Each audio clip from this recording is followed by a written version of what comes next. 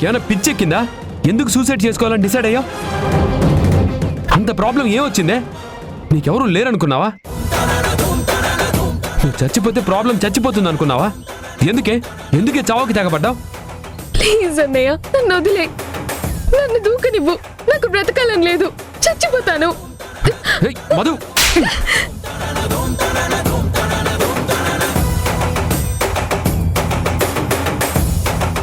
నువ్వు నా చెల్లివే.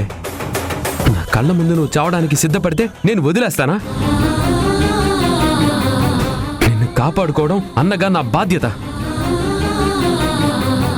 అసలు నీకేం కష్టం వచ్చిందో చెప్పు. ఎందుకు ఇంతకి తెగించావు? ఏమైందో చెప్పు.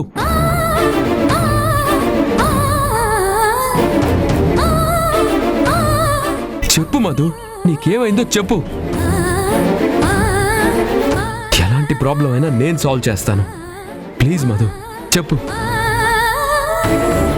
చెప్పు మధు, ప్లీజ్. రే,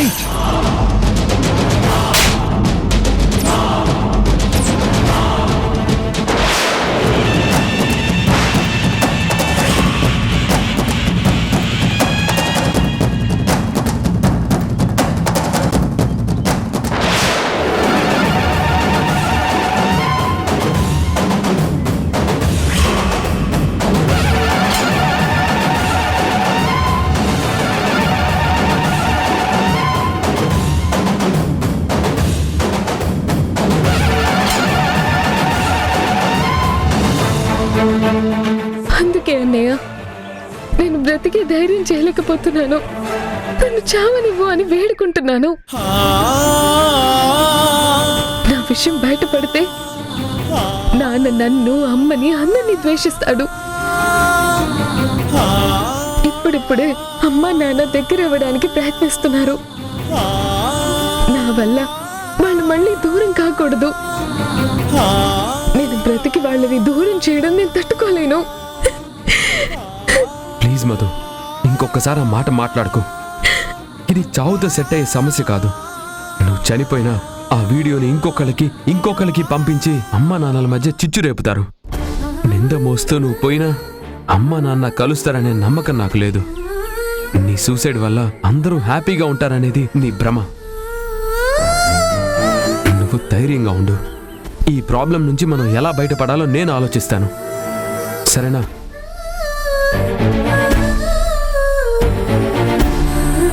అసలు జరిగి ఎన్ని రోజులు అవుతుంది? ఇందుకేనా నువ్వు ఈ మధ్య డల్గా ఉంటున్నావు? ఇంత జరుగుతున్నా నాకు ఒక్క మాట కూడా చెప్పలేదేంటి? చెప్పడానికి ఇదేమైనా మంచి విషయమా అన్నయ్య? చెప్తే మీరంతా అసహించుకుంటారని, నాన్న నన్ను, చిన్నాని, అమ్మని ఇంట్లో నుంచి బయటకు పంపిస్తాడని భయంతో ఆగాను. అమ్మ అవమానం భరించలేక నాలాగే ఆత్మహత్య చేసుకోవచ్చు. అందుకే విషయం బయటపడక ముందే నేనే చావడం బెటర్ అనుకున్నాను. సరే, ఇది ఎవరు చేస్తుంటారు? నీకెవరి మీదైనా అనుమానం ఉందా? నిన్ను బ్లాక్మెయిల్ చేస్తున్న వాళ్ళ వాయిస్ ఏమైనా నువ్వు గుర్తుపట్టగలవా? వాళ్ళ నెంబర్ ఏమైనా ఉందా? నేను ఎవరు నన్ను బ్లాక్మెయిల్ చేస్తున్నారని కనుక్కోవడానికి చాలా ట్రై చేశానన్నయ్య. ఆ నెంబర్ గురించి ఎన్నో రకాలుగా ఆరా తీశాను, కానీ ట్రేస్ చేయలేకపోతున్నాను. అసలు నిన్న బ్లాక్మెయిలర్ ఏమని భయపెడుతున్నాడు? డబ్బు ఏమైనా అడుగుతున్నాడా? ఇంకేమైనా అడుగుతున్నాడా? అమ్మని, నన్ను, చిన్నాని ఇంట్లో నుంచి వెళ్ళిపోమంటున్నారు. వాళ్ళెవరో మమ్మల్ని నాన్నకి దూరం చేయాలని చూస్తున్నారనిపిస్తుంది.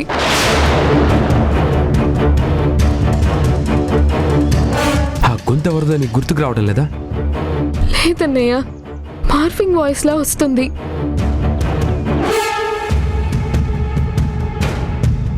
ఓ, మామూలు గొంతు అయితే గుర్తుపడతారని మార్ఫింగ్లో మాట్లాడుతున్నారు. పైగా వాళ్ళ డిమాండ్ మీరింట్లో నుంచి వెళ్ళిపోవాలని. మీరు వెళ్ళిపోతే ఎవరికి లాభం?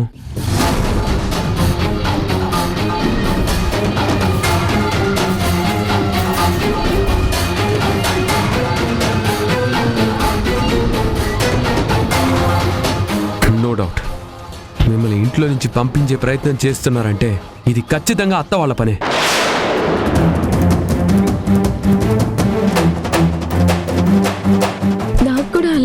వచ్చిందన్నయ్య. అలా కూడా ట్రై చేశాను. వాళ్ళు కనిపెట్టారేమో, నాకు దొరకకుండా తప్పించుకున్నారు. వాళ్లే అని నా మనసు బలంగా చెప్తున్నా అది ప్రూవ్ చేసే ఆధారాలేం దొరకలేదు కదా. నో డౌట్ వాళ్లే. వాళ్ళకి తప్ప మిమ్మల్ని బయటికి పంపించాల్సిన అవసరం ఇంకొకరికి లేదు. నువ్వెంత పొద్దున్నే కాలేజ్కి వచ్చావంటే అనుమానం వచ్చి నీకోసం నేను ఇక్కడికి రావడం మంచిదైంది. త్రుటిలో ప్రమాదం తప్పింది. మధు, నువ్వేం భయపడకు. మళ్ళీ ఇలాంటి పిచ్చి ప్రయత్నాలు ఎప్పుడూ చేయకు. ఇంకా నేను వాళ్ళు బెదిరించే అవకాశం లేకుండా ఆ వీడియో బయటికి రాకుండా నేను చూసుకుంటాను. ఎవరిని ఎలా డీల్ చేయాలో నాకు బాగా తెలుసు. అవును, నీ ఫోన్ ఎక్కడుంది? ఊరికి వాళ్ళు ఫోన్ చేస్తుంటే భయం వేసి ఇందాకే చిరాకేసి రోడ్డు పక్కన పడేశాను. ఎక్కడ పడేసావో గుర్తుందా? గుర్తుందన్నయ్య. పద, మనం అక్కడికి వెళ్దాం.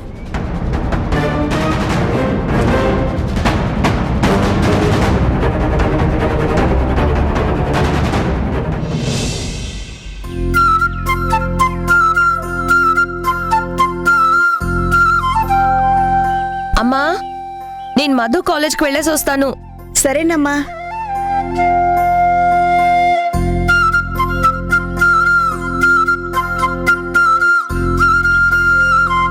జనని, ఎందుకు మధు కాలేజీకి వెళ్ళడం? మధు చాలా ఎర్లీగా కాలేజ్కి వెళ్ళింది కదా, బ్రేక్ఫాస్ట్ కూడా చేయలేదు. మళ్ళీ ఈవినింగ్ ఎప్పుడు వస్తుందో ఏమో, లంచ్ తీసుకెళ్దామని. నేను అటు నుంచి హాస్పిటల్కి వెళ్తున్నాను. నీకేం అభ్యంతరం లేకపోతే, ఏమీ అనుకోకపోతే నా కార్లో రా, డ్రాప్ చేస్తాను. నీకెందుకులే శ్రమ, నేను ఆటోలో వెళ్తాను. నేను నిన్నేమన్నా చేతుల మీద ఎత్తుకుని తీసుకెళ్తున్నానా? శ్రమ అనుకోవడానికి కారులోనే కదా, దట్టు ఆన్ ద వే. నా ఇష్టంతోనే రమ్మంటున్నాను కదా, ఆ తర్వాత మీ ఇష్టం.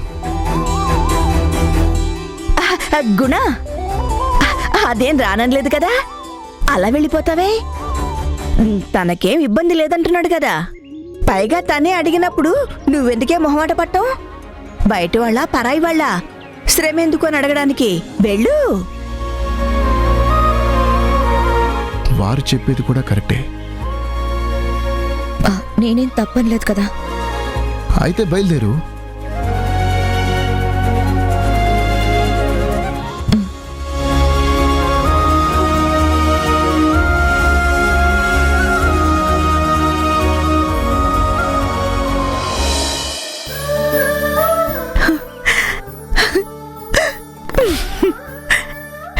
ఇలా మీరు చెట్టా పట్టాలేసుకుని కలకాలం నా కళ్ళ ముందే తిరగాలే.